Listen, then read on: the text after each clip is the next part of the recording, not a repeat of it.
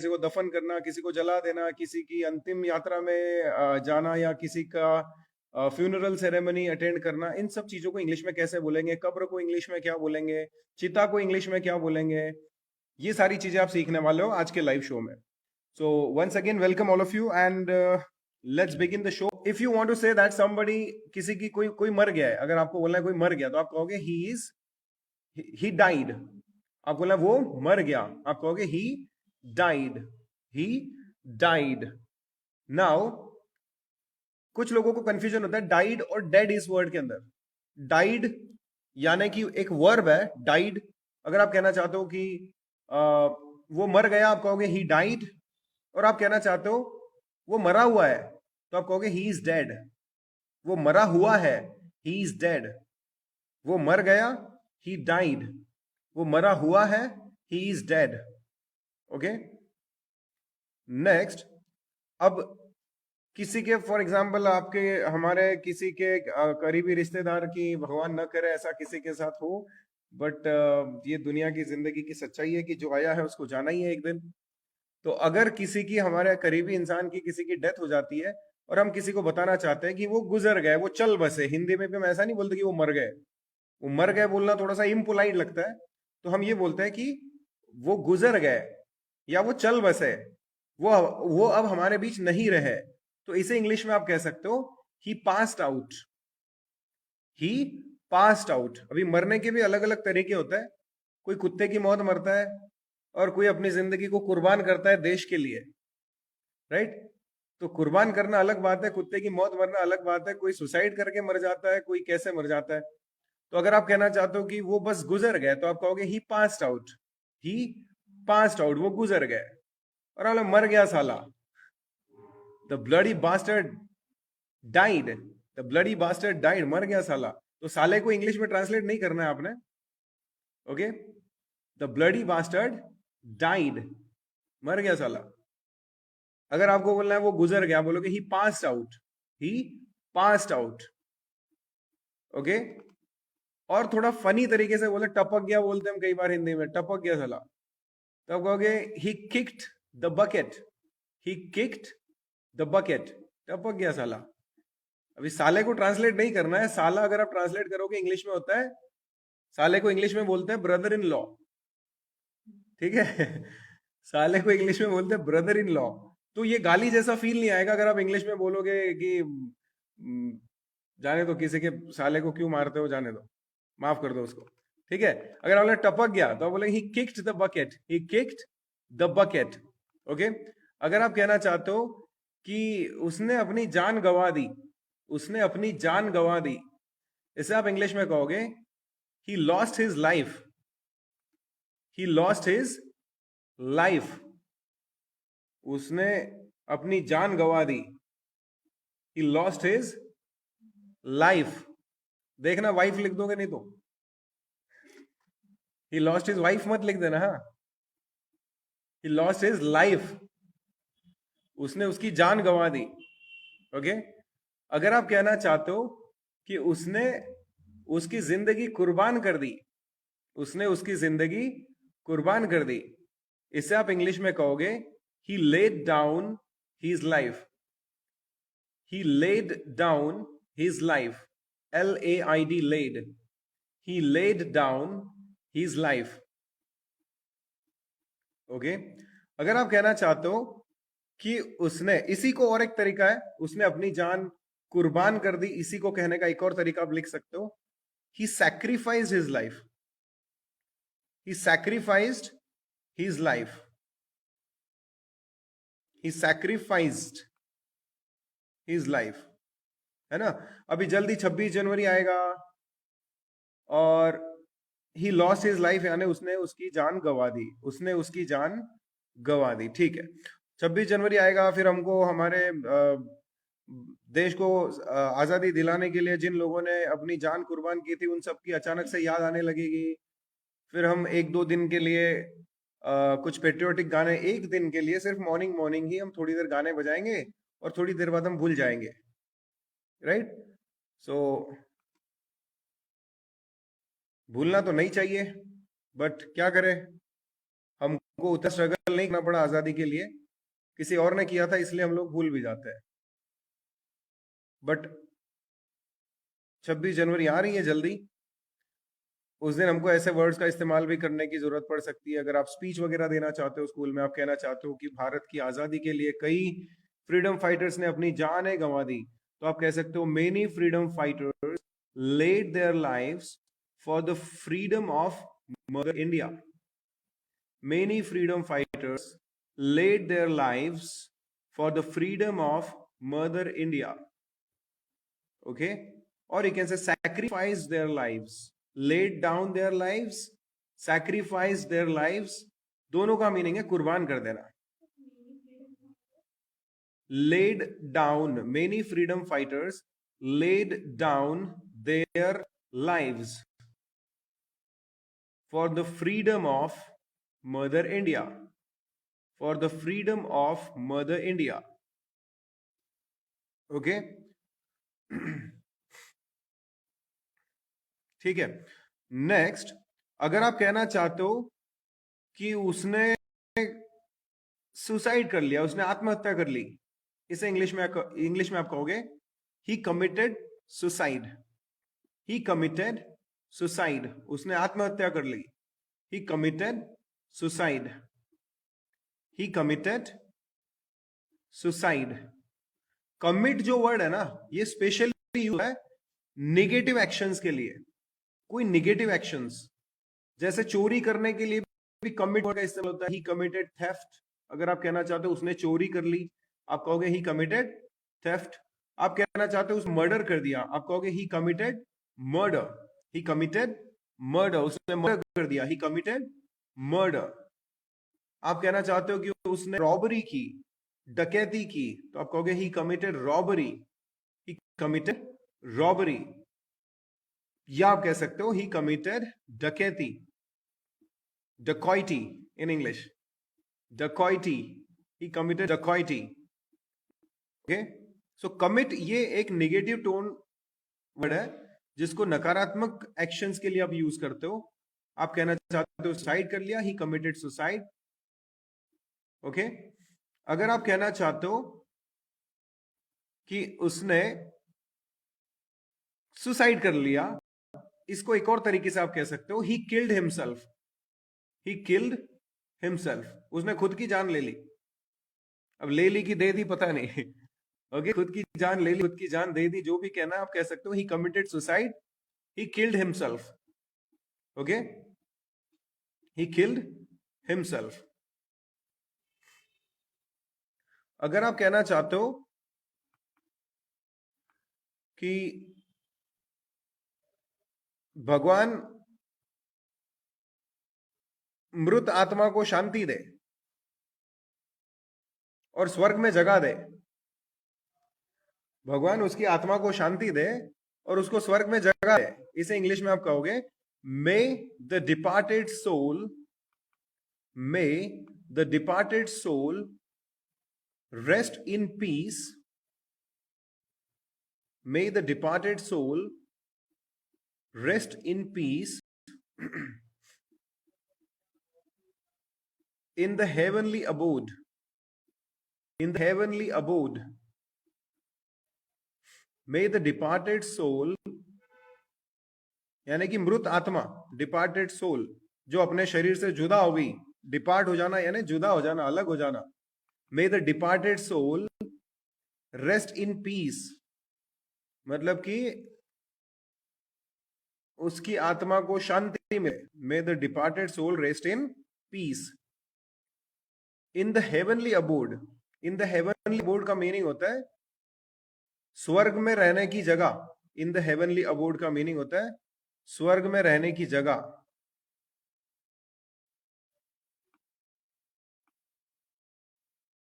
Okay. In the heavenly abode. Abode यानी होता है रहने की जगह, abode.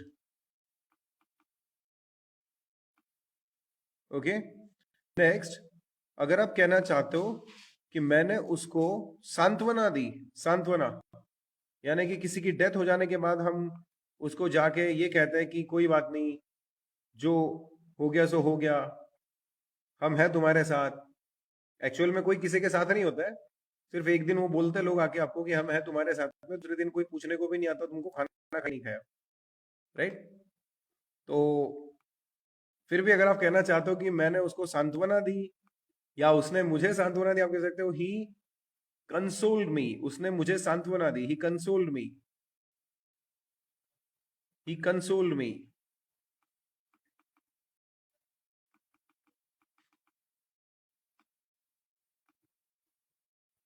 He consoled me.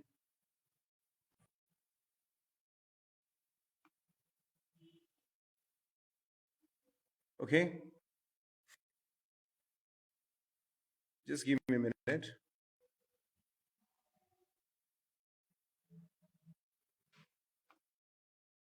He consoled me.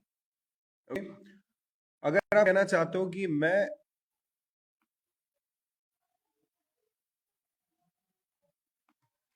एक मिनट, अगर आप कहना चाहते हो कि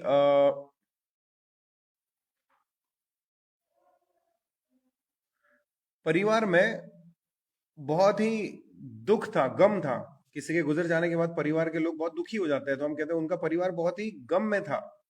तो इस सेंटेंस को इंग्लिश में आप कहोगे there has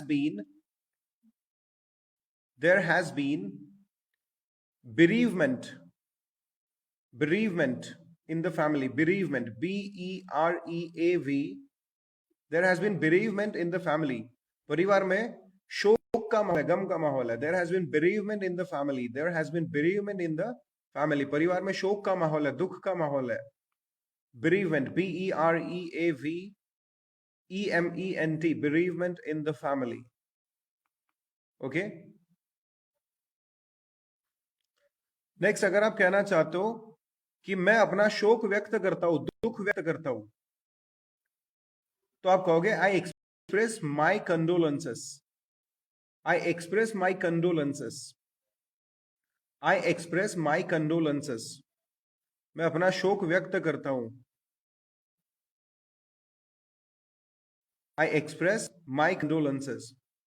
so the crazy girl, I still don't know your name, lip smacking का इस डेथ वाले टॉपिक से कोई भी संबंध नहीं है। लिप स्मैकिंग का मीनिंग होता है कोई चीज बहुत ही स्वादिष्ट है तो आप कह सकते हो it's lip smacking, it's lips smacking.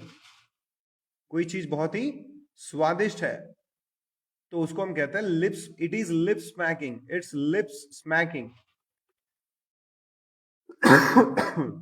It is lip smacking.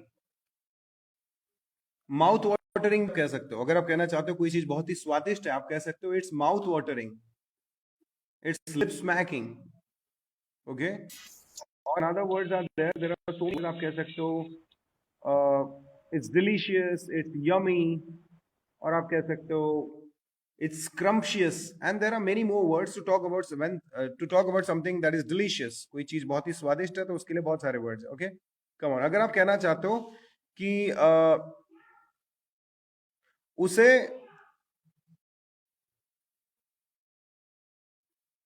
क्या कहते हैं, स्मशान भूमि है ना, जहां डेड बॉडीज को जलाया जाता है, उसे स्मशान भूमि में लेकर जाया गया, तो आप कहोगे he was taken to the crematorium, he was taken to the crematorium.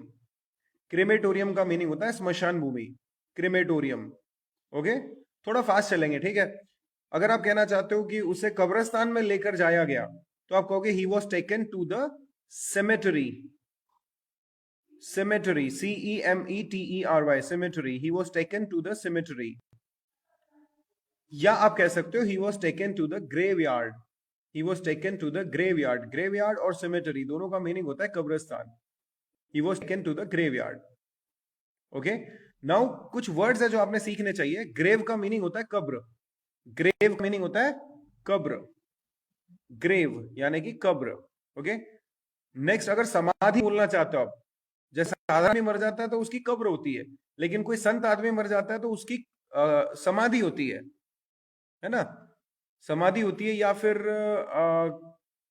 क्या कहते हो आप समाधि के अलावा, मजार बोलते हैं, मजार, राइट। तो किसी महान आदमी की डेथ हो जाती है तो उसकी जो समाधि होती है उसको हम बोलते हैं tomb. Tomb, TOMB, tomb. Okay, TOMB, tomb. Okay. अगर आप कहना चाहते हो कि वो अभी मृत्यु शैया पे अपनी आखिरी सांसें गिन रहा है, या फिर ऐसे समझिए कि मरने के बाद जो आदमी को जलाने के लिए लकड़ियों के ढेर के ऊपर रखा जाता है, तो उसको हम कहते हैं डेथ बेड।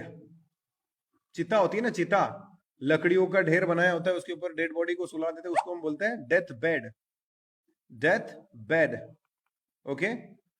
कब्र के ऊपर जो पत्थर लगाया जाता है और उस पत्थर के ऊपर नाम लिखा जाता है मरने वाले का, उसको बोलते हैं टूम स्टोन। टूम स्टोन। टूम स्टोन।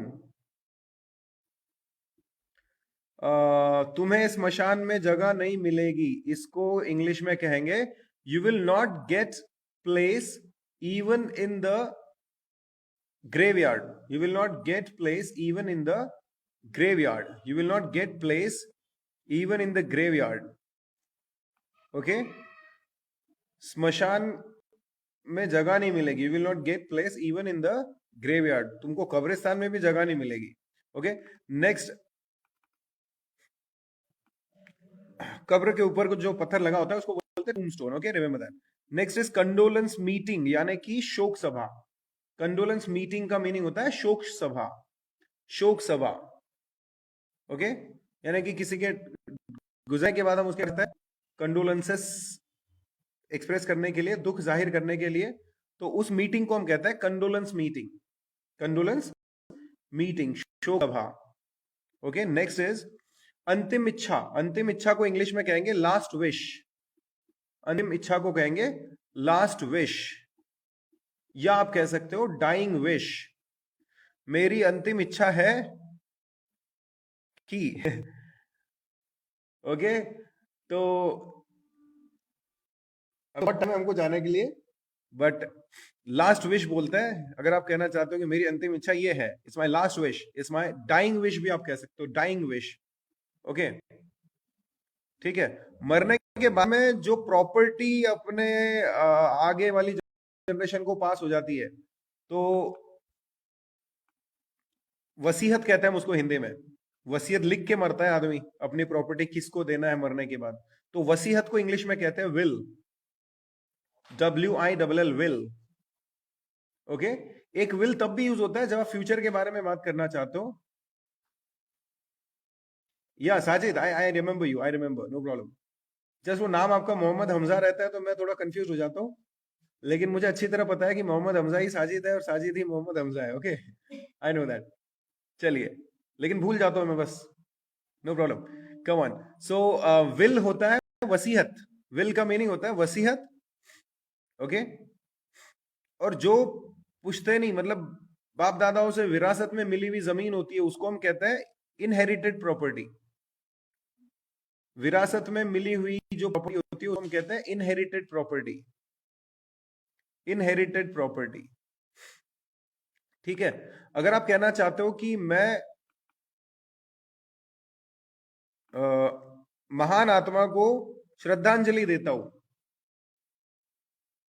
मैं महान आत्मा को श्रद्धांजलि देता हूं, तो आप कहोगे आई pay homage. I pay homage to the divine. पवित्र आत्मा भी कह सकते हो, पवित्र आत्मा को मैं श्रद्धांजलि देता हूं। I pay homage to the divine soul. I pay homage to the divine soul. Okay. कफन को इंग्लिश में क्या कहते हैं? कफन को इंग्लिश में क्या कहते हैं? Do you know? श्राउड कहते हैं, श्राउड। SHROUD, shroud. कफन, श्राउड। ओके।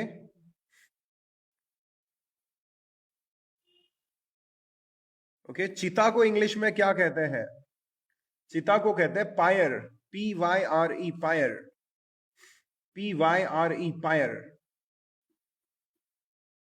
ओके। चिता को अग्नि देना यानी कि क्रिमेट करना, CREMATE, क्रिमेट। CREMATE, cremate.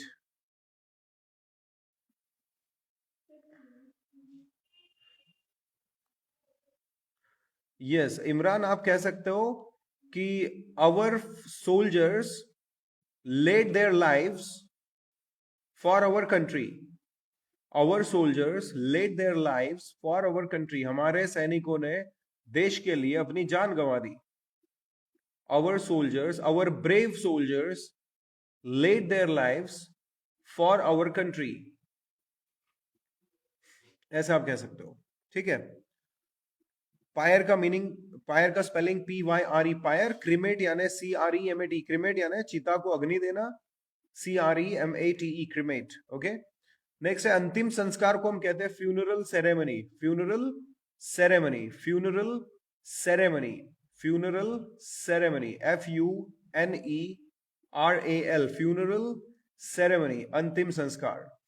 और अंतिम यात्रा को हम इंग्लिश में कहते हैं funeral procession. Funeral procession. Welcome Rashmi ma'am, थोड़ा लेट हो गए आप, बट ठीक है. फ्यूनरल प्रोसेशन को कहते हैं अंतिम यात्रा. फ्यूनरल प्रोसेशन यानी अंतिम यात्रा. ठीक है. हम सीख रहे हैं डेथ से रिलेटेड कुछ वर्ड्स. और अगला वर्ड है अर्थी को इंग्लिश में क्या कहते हैं. अर्थी को इंग्लिश में क्या कहते हैं. अर्थी को इंग्लिश में कहते हैं bier. BIER, bier. BIER, bier. Next one is ताबूत को इंग्लिश में क्या कहते हैं. ताबूत पता है आपको? ताबूत डेड बॉडी. क्रिश्चियन लोग ताबूत में डाल के ले जाते हैं डेड बॉडी. मतलब क्रिश्चियन ही नहीं, इवन कोई भी अगर डेड बॉडी को दफनाना हो तो फिर एक सूटकेस जैसा बड़ा सा एक डिब्बा सा होता है, उसके अंदर हम उसको रखते हैं डेड बॉडी को, और फिर उसको दफन करते हैं. तो उस डिब्बे को हम कहते हैं कॉफिन. यानी कि हिंदी में हम कहते हैं ताबूत और इंग्लिश में हम कहते हैं coffin. COFFIN, coffin. COFFIN, coffin. आपने ममीज वगैरह देखी होगी ना, ममीज. ममी कॉफिन के अंदर रख के दफनाते हैं, है ना. कॉफिन कहते हैं उसको. COFFIN, coffin. ओके.